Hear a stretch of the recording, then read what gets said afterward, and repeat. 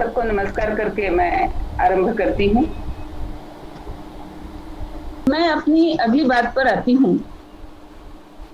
वह बात है मातृभाषा की।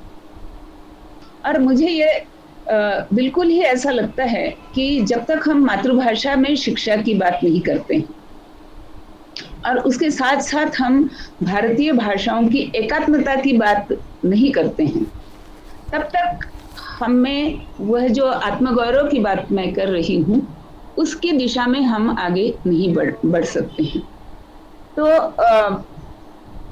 उस बात पर भी मतलब शिक्षा नीति में हमारी भाषाएं, देशी भाषाएं, मातृभाषा वगैरह के मुद्दे पर मैं थोड़ा रुक करके आऊंगी, पर पहले मैं आपसे ये थोड़ा सा साझा करना चाहती हूँ कि मातृभाषा क्या होती है।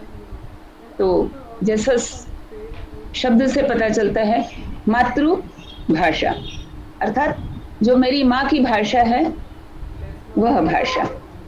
लेकिन इसका मुझे लगता है कि इसका इतना सीमित अर्थ नहीं है। जब मैं कहती हूँ कि मातृभाषा, तो मुझे ये याद रखना पड़ेगा कि माता क्यों? क्योंकि मैं उसके गर्भ में 9 महीने रही हूँ। उन 9 महीनों में उसने जो भी कुछ किया है, जो भी विचारा है, जो भी जिया है, मैं उसका हिस्सा अपने में ले करके इस पृथ्वी पर आई हूं। और वह मेरी माता कैसी है? तो उसकी कई पीढ़ियों ने जो भी ज्ञान संचित किया है, अपने डीएनए में बसाया है, और मेरे पिता की कई पीढ़ियों ने जो ज्ञान अपने डीएनए में संचित किया है, वो सारा ज्ञान, वो सारा एकत्रित हो करके मेरी माता से, उनके डीएनए से मेरे डीएनए में कहीं ना कहीं ट्रांसफर हो रहा है।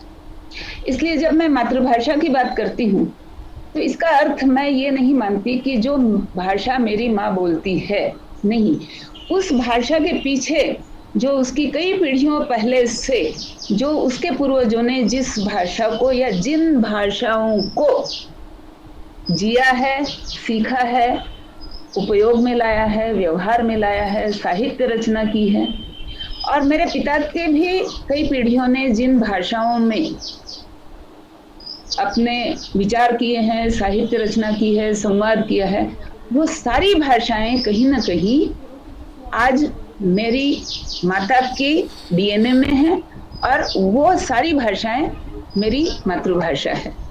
अब सारी भाषाएं, ये जब बात मैं कहती हूँ तो यहाँ पर जो हमारी घुमक्कड़ी, देशाटन, यायावरी परंपरा जिसकी मैं बात करती हूँ, उसको समझिए कि मान लीजिए कि मेरी माँ के 4 पीढ़ी पहले के कुछ लोग पूरा तीर्थाटन करके आए, और उन तीर्थों में समझिए कि उन्होंने 20-25 वर्ष बिताए, या ये कहिए कि मेरी माता ने तीर्थाटन में मेरे जन्म से पहले 20-25 वर्ष बिताए हैं। तो उसके लिए उस हर स्थान की बोली को, जिसको उसने सुना है, समझा है, उसमें कुछ विचारों का आदान प्रदान किया है, कोई संवादों का आदान प्रदान किया है, उसके कान उन बोलियों के लिए उसके कान परिचित हैं। तो वो जो सारा परिचय का वातावरण है, ये सारा अत्यंत सूक्ष्म रूप में ही सही कहीं ना कहीं उसके मन के अंदर, उसके दिमाग के अंदर, उसके ज्ञान परंपरा के अंदर और उसके डीएनए के अंदर उतरा है, और वही उसने मुझे वही थाती सौंपी है।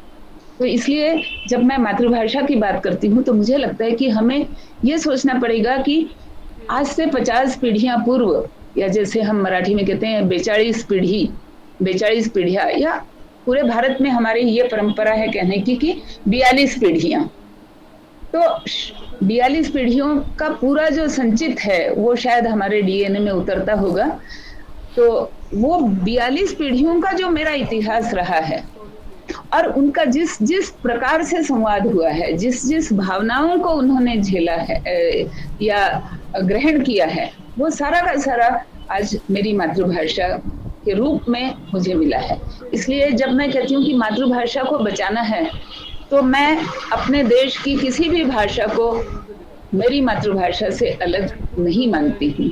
और मुझे लगता है कि हमें जब संस्कृति की बात करेंगे तो हमें इस बात को बहुत अच्छी तरह से अधोरेखित करना पड़ेगा। इस बात को ये हमारा सामर्थ्य है और इस सामर्थ्य का हमें उपयोग अपनी संस्कृति के भविष्य के लिए करना पड़ेगा, ऐसा मैं मानती हूँ।